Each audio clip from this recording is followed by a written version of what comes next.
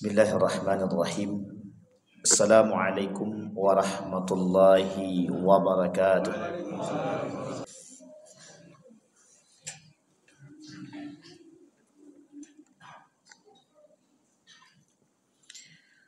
Alhamdulillah. Alhamdulillahilladzi an'ama bi ni'matil iman wal islam bihima tatimmus salihat. Ashhadu an la ilaha illallah wahdahu la syarika lah wa ashhadu anna Muhammadan abduhu wa rasuluh la nabiyya ba'd. Allahumma salli wa sallim wa barik ala hadzal nabiyil karim. Allahumma salli ala Muhammad wa ala ali Muhammad fil alamin innaka Hamidum Majid. Ittaqullaha haqqa tuqatih wa la tamutunna illa wa antum muslimun. Innallaha wa malaikatahu yusalluna 'alan nabi. Ya ayyuhalladzina amanu sallu 'alaihi wa sallimu taslima. Wa qala Allah ta'ala ya ayyuhan nasu taqu rabbakumul ladzi khalaqakum min nafsin wahidah wa khalaqa minha zawjaha wa batha minhuma rijalan katsiran wa nisaa'a wattaqullaha wattaqullaha alladzi tasaaluna bihi wal arham innallaha kana 'alaikum raqiba. Wa qala Allah ta'ala ya ayyuhalladzina amanu taqullaha wa qulu qawlan sadida yuslih lakum a'malakum wa yaghfir lakum dhunubakum wa may yuti'illaha wa rasulahu faqad faza fawzan 'azima. Wa qala Allah ta'ala ولا يحسبن الذين يبخلون بما آتاهم الله من فضله هو خير لهم بل هو شر لهم سيطوقون ما بخلوا به يوم القيامة. صدق الله. وقال النبي صلى الله عليه وسلم في حديثه أول ثلاثة يدخل النار أمير مسلط وذو ثروة من مال لا يؤدي حقه تعالى من ماله wa faqirun fakhur. Sadaqallah. Puji syukur kehadirat Allah dengan mengucapkan alhamdulillah rabbil alamin. Berselawat kepada Nabi dengan mengucapkan Allahumma salli ala Muhammad wa ala ali Muhammad fil alamin innaka Hamidum Majid. Baginda Nabi Muhammad sallallahu alaihi wasallam berkata dalam hadisnya, awwalu thalathatin yadkhulun nar. Ada 3 golongan yang akan dimasukkan ke dalam neraka. Dan 3 golongan tersebut diancam oleh Allah sebagai pelaku dosa-dosa besar. Dan mereka semua mendapatkan azab yang sangat pedih. Seperti apa yang mereka lakukan ketika mereka hidup di dunia. Yang dikatakan oleh mereka, yang dikatakan oleh Nabi dalam hadisnya amirun musallatun. Yang pertama adalah amirun musallatun. Di dalam riwayat yang lain Nabi berkata, la yadkhulun nar sittatun yadkhulun nar qabla al-hisab. Ada 6 golongan yang akan masuk neraka sebelum dihisab. Nomor 1 adalah sultanun jair. Artinya pemimpin yang zalim. Sama dengan apa yang tadi Nabi sampaikan, awwalu thalathatin yadkhulun nar. Yang pertama sekali 3 golongan yang pertama sekali masuk ke dalam neraka. Yang pertama adalah amirun musallatun, pemimpin yang zalim. Begitu juga ketika iblis ditanya sama Nabi. Kata Nabi kepada iblis, siapa rufaqa? Man rufaqa'uka yaumal qiyamah min ummati? Siapa yang kelak akan menjadi sahabatmu, kawanmu kelak di hari kiamat? Kata Nabi kepada iblis, iblis menjawab, qala 10. Ada 10. Yang pertama sultanan jair. Yang pertama adalah di antara 10 itu adalah pemimpin yang zalim. Ma'asyiral muslimin rahimakumullah. Kenapa poin ini menjadi poin penting? Poin ini menjadi sesuatu yang begitu sakral. Karena pemimpin adalah salah satu tombak untuk mengarahkan kemana perginya. Kemana pergi jamaah melangkah. Kemana mereka semua akan berbuat. Seperti apa yang mereka lakukan. Maka ketergantungan, saling keterkaitan antara satu dengan yang lain. Antara pemimpin dengan masyarakat. Kullukum ra'in wa kullukum mas'ulun an ra'iyatihi.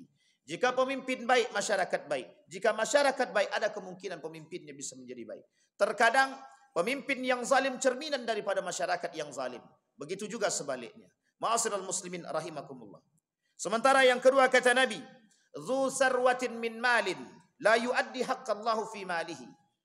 Pada nomor yang kedua, orang yang pertama sekali masuk ke dalam neraka, 3 golongan pertama yang kedua adalah orang-orang yang diberikan harta oleh Allah melimpah, kemampuan daripada harta mereka, min malihi walam yuaddi haqqallah. Mereka belum menjalankan tugasnya, haknya Allah. Apa maksudnya?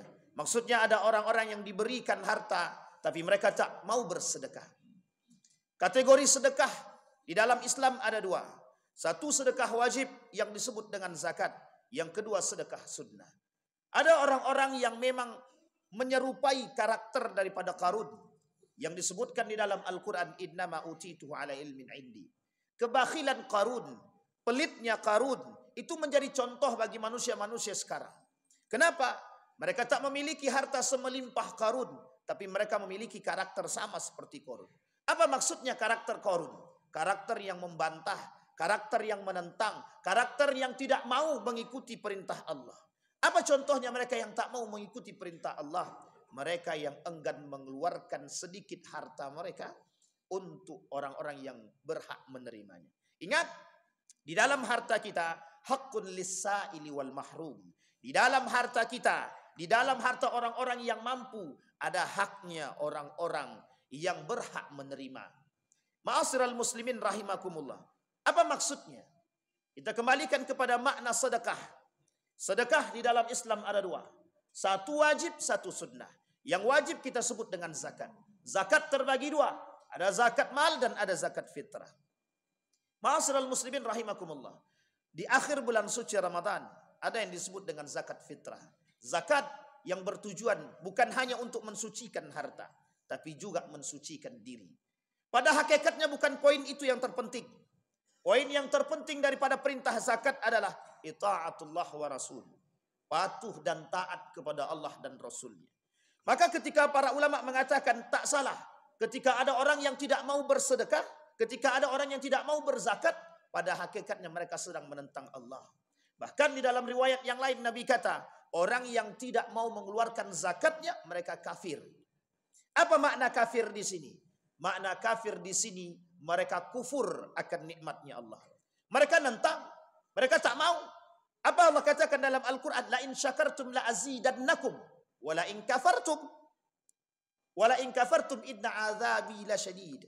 Kenapa Allah menggandengkan kalimat orang-orang yang tidak mau membayar zakat dengan kalimat kafar? Harusnya Allah bisa katakan, la in syakartum la azidannakum, wa la in ankartum.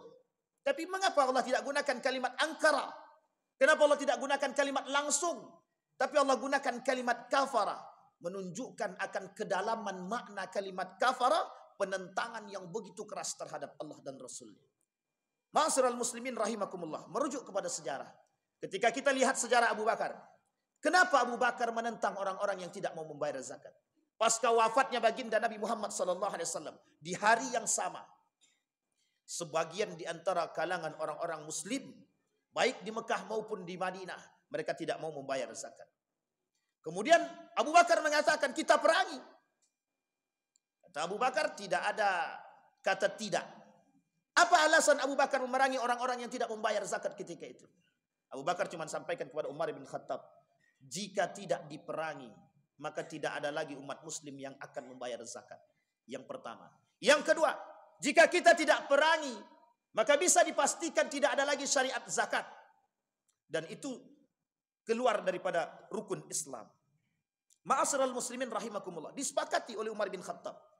Maka ketika perintah oleh Abu Bakar turun untuk melakukan penyerangan terhadap orang-orang yang tidak mau membayar zakat. Itu menjadi satu poin penting. Sehingga perlu dipahami bahwa perintah zakat bukan sekedar pada poin zakatnya. Tapi lebih tepatnya bagaimana ita'atullah. Bagaimana ketaatan kepada Allah? Bagaimana ketaatan kepada Rasul? Kalau dibandingkan dengan apa yang kita keluarkan tak sebanding. Ada orang yang punya pendapatan lebih daripada 85 juta per bulan. Bahkan 85 juta per tahun. Yang wajib dikeluarkan zakat setelahnya.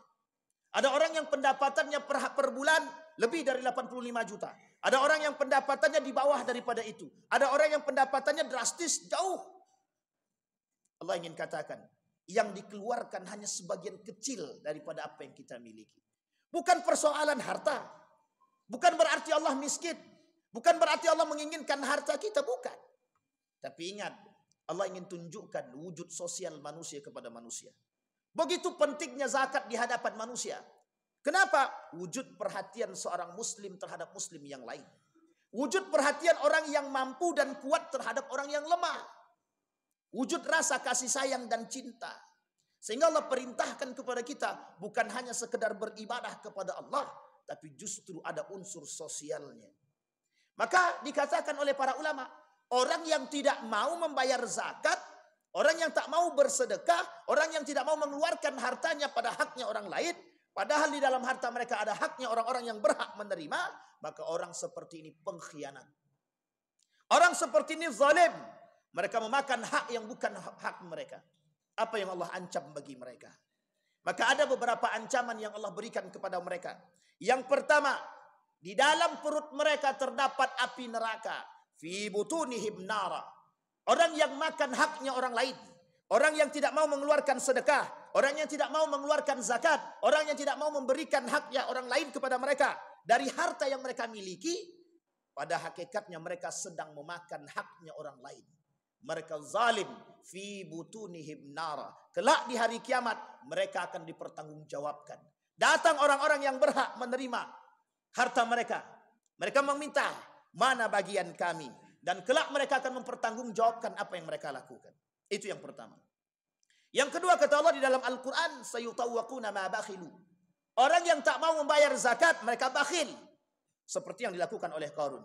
Ketika Nabi Musa perintahkan dua pengikutnya untuk meminta zakat daripada Qarun, dia tolak mentah-mentah.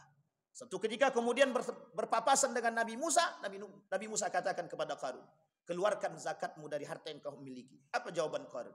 Innama utituhu ala ilmin indi. Dengan kesombongan, Qarun berkata, ini semua adalah hasil jerih payahku. Bukan hanya persoalan pelit, tapi persoalan pembangkangan. Bukan hanya persoalan tidak mau berbagi, tapi persoalan kesombongan dan keangkuhan. Ada manusia-manusia hari ini yang enggan membayar zakat. Bayangkan jika semua orang-orang yang mampu mengeluarkan zakat bentuk perhatian mereka kepada orang-orang yang tak mampu, maka bisa kita bayangkan sebenarnya konsep zakat ini sudah sangat baik. Islam punya konsep zakat, Islam punya konsep wakaf dan lain sebagainya. Mampu sangat memberikan bantuan atau mengatasi solusi-solusi kemiskinan. Tapi kenapa itu tidak terjadi? Karena umat muslim hari ini tidak memandang luas makna zakat, makna wakaf, makna hibah, dan makna sedekah itu sendiri. Sehingga dalam benak kita hanya sekedar melepaskan kewajiban kepada Allah. Bukan persoalan itu. Memang ini adalah kewajiban kita orang beriman. Tapi bukan hanya persoalan pada kewajiban. Tapi bagaimana kita dituntut untuk memunculkan sikap sosial terhadap sesama. Bayangkan ancamannya adalah orang yang tidak mau membayar zakat dianggap zalim dan memakan haknya orang lain. Padahal itu haknya kita. Padahal itu harta kita. Tapi kok kita dikatakan memakan haknya orang lain?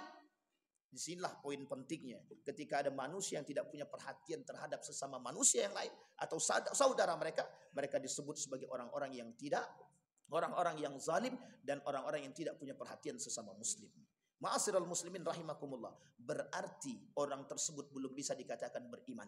Karena satu di antara sekian banyak syarat orang beriman, mencintai sesama muslim. Salah satu wujud mencintai sesama muslim, mengeluarkan haknya atau memberikan sebagian daripada harta kita yang menjadi hak orang lain kepada yang berhak menerimanya. Itu yang pertama. Yang kedua.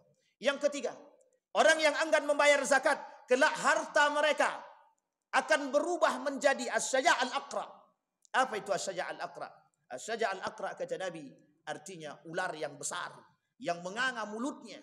Yang kemudian ular yang besar tersebut digantungkan di leher mereka. Ular tersebutlah yang akan menggigit mereka sedikit demi sedikit.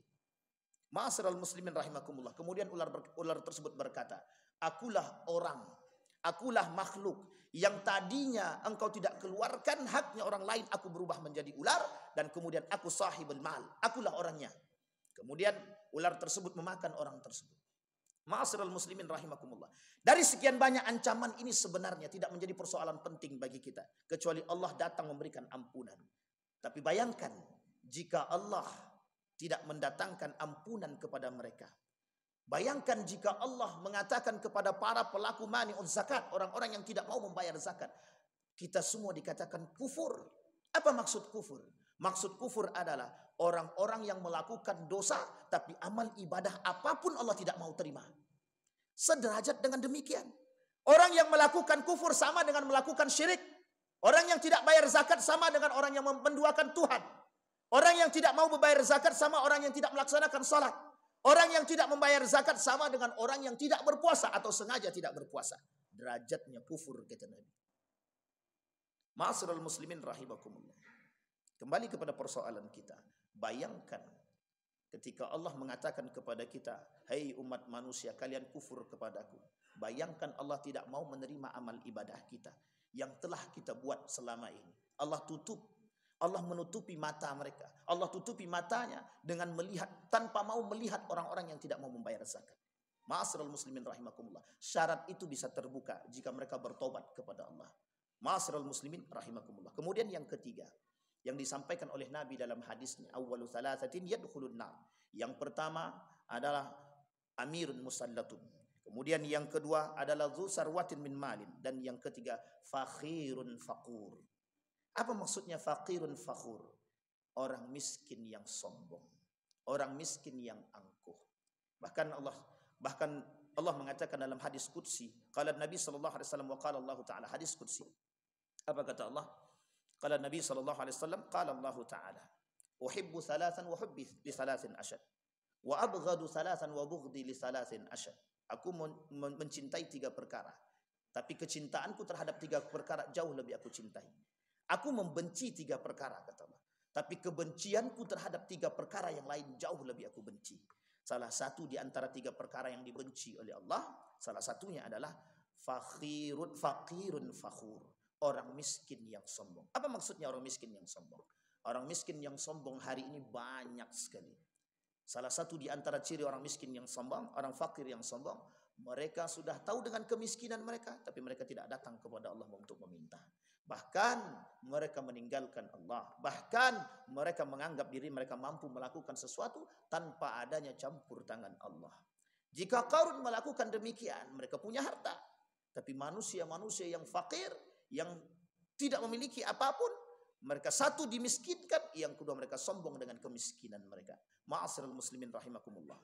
Maka di momen terbaik bulan suci Ramadan, di akhir-akhir Ramadan ini, penuhi hajatnya orang lain. Timbulkan rasa cinta dalam diri kita terhadap sesama. Karena salah satu syarat menjadi orang yang beriman adalah mencintai sesama muslim. Sayangi mereka. Berapa banyak hari ini manusia-manusia yang tidak mampu. Kenapa mereka harus terlantar?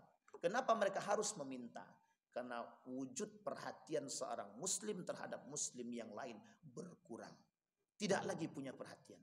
Nabi ketika datang hari Idul Fitri, Nabi keluar daripada rumahnya, kemudian bertemu dengan anak yatim. Kemudian anak yatim tadi menangis. Kemudian Nabi bertanya, "Mengapa engkau menangis?" Kemudian dijawab oleh anak tersebut, "Orang tuaku sudah meninggal, bapakku sudah meninggal, ibuku menikah. Kemudian aku tinggal sendirian dan mereka pergi." Dan menangis anak tersebut. Apa kata Nabi? "Maukah engkau menjadi anakku? Maukah engkau mengakui bahwa Ali bin Abi Thalib adalah saudaramu, Fatimah saudarimu? Jika engkau mau," maka baginda Nabi Muhammad SAW mengambil anak ini dan bawa ke rumahnya. Poin pentingnya adalah rasa cinta terhadap sesama. Jika satu di antara muslim merasakan rasa sakit yang sedalam-dalamnya sakit, seharusnya orang mukmin yang lain merasakan sakitnya. Makanya kalimat di dalam Al-Quran Allah sebutkan, "Innamal mu'minuna ikhwah fa aslihu baina akhawaikum." Sesungguhnya kita semua ini bersaudara. Maka jika ada orang beriman yang tidak punya rasa sakit terhadap saudara-saudara yang tak mampu, yang lemah, yang miskin, yang yatim, dan kita tidak punya perhatian kepada mereka, jangan pernah mengatakan aku termasuk orang-orang yang beriman. Fa'tabiru ya ulil absar la'allakum tuflihun.